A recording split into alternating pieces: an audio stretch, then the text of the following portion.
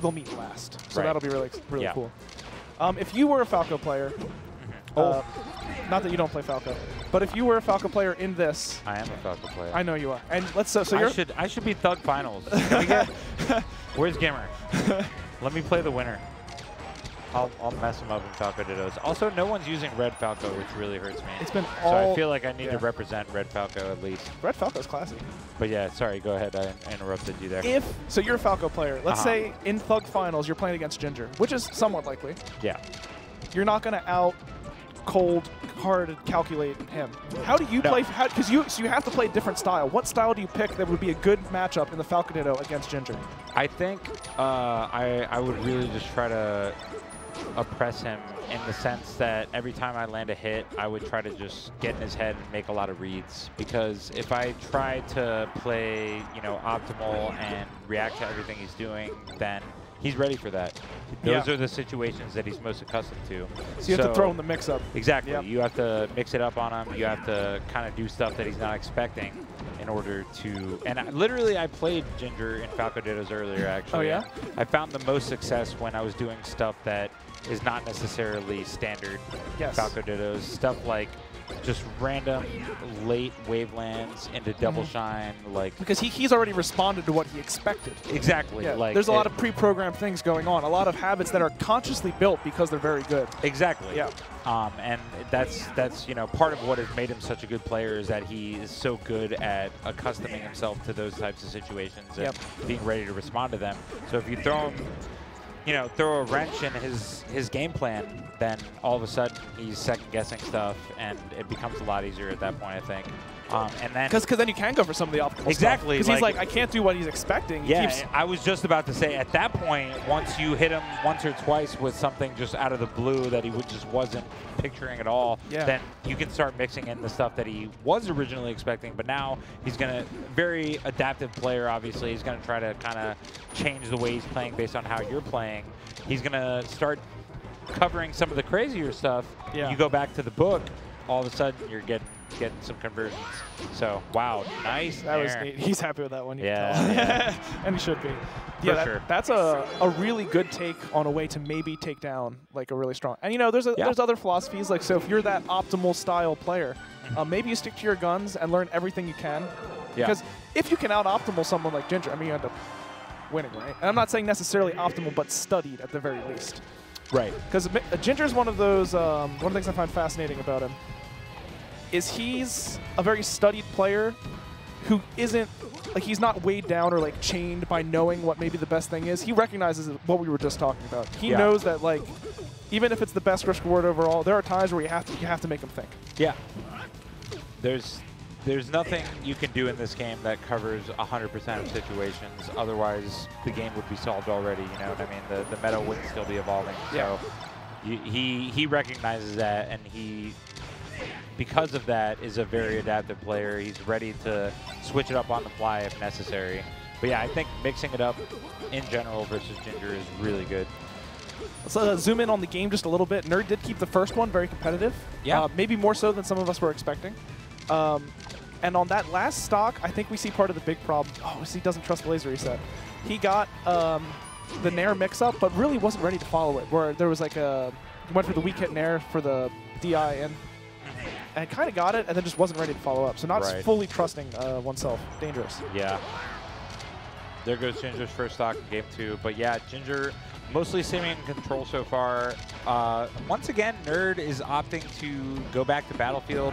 I mean, I wouldn't be surprised at this point if he goes again back to Battlefield after this one. I mean, it did the same thing in his set versus Magi, and just seems really committed to the pick, even if it doesn't necessarily seem to be going in his favor. And Ginger is cooking now. Yeah, and even put out the back air. If that was not the perfect shorten, that was probably the end of the stock. For sure. Great shorten from Nerd to stay alive, but Ginger is looking pretty sharp at the moment. Yeah, Nerd super aware. Ginger covered all but one option, and that's the one that was chosen. Yep. Okay. Ginger trying to follow up there, not quite. Maybe Firebird. See what Nerd can do. Oh, not quite covering that shorten onto stage by Ginger, and the laser trade. Yeah, we've actually seen quite a bit of laser off the side platform in this matchup. It seems really strong, and it makes sense to me because you're not as much of a, you're not as there's not as much risk that you're going to get lasered yourself, right? Yeah. When you're on the side platform, so that makes sense. And a lot of other matchups, if you're a fast character, against Falco, you use the platforms. You do an aerial off of them in order to put pressure on that. it. Yeah. Okay. Oh. Great try and turn around bear from Ginger. Ginger with a little wry smile there. I don't know if you guys can hear through the mics, but the goons are out. The goons are 100% out. The goons are out. They love some kicks. Yep, that's that situation again. They both laser each other. That time they both opt to short hop. So what they're trying to cover there is any forward movement will be met with like a retreating down air. Right. And since they both did it, nothing happened, which is just... Oh, that was actually beautiful from Nerd. The strong nair into just stop forward smash. Great recognition of the situation. Yeah, just teed it up and drove it home. Yeah. Super, super cool. Okay. Ginger trying to get a crazy read right there. Oh. Oh. Okay. Uh-oh. All right. Maybe a little miscue from Ginger. Not able to follow that up, but he's got Nerd off stage. And wow, again. The emphatic end from Ginger. Crowd popping off a little bit. I mean, that game was probably the flashiest, the highest octane one we've seen so far, right? Yeah, that was non-stop action.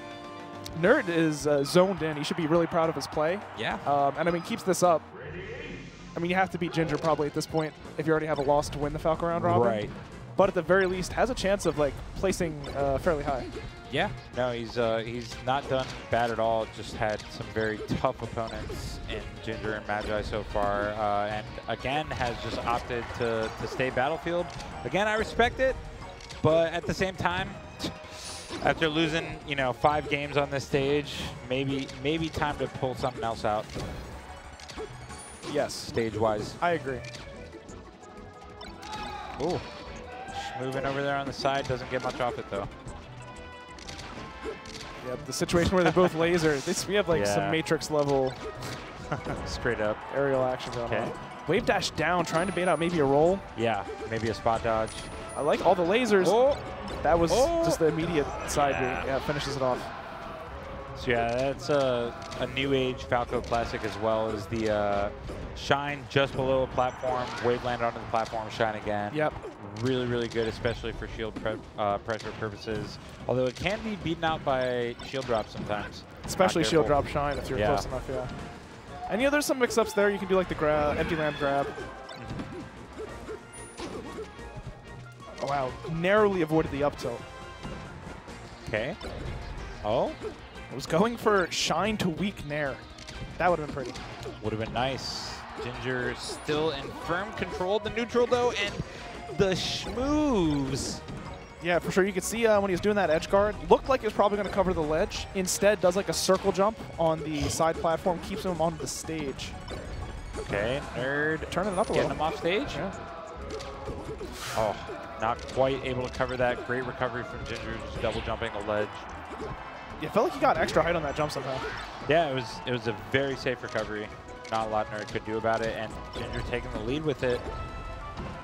Okay. Oh, and probably meant to be a fall through downer, I imagine, but wouldn't doubt it. Down smash didn't do too badly for him there, honestly. Not at all.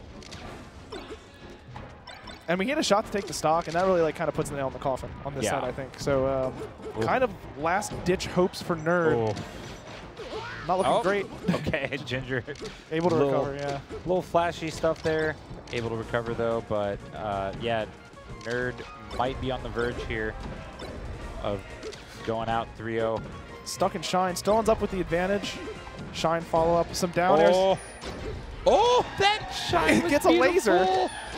Okay, so Ginger is showing off now, and I love it. Trying to edge cancel. I love it. This is dope. Goes for empty lamp forward smash.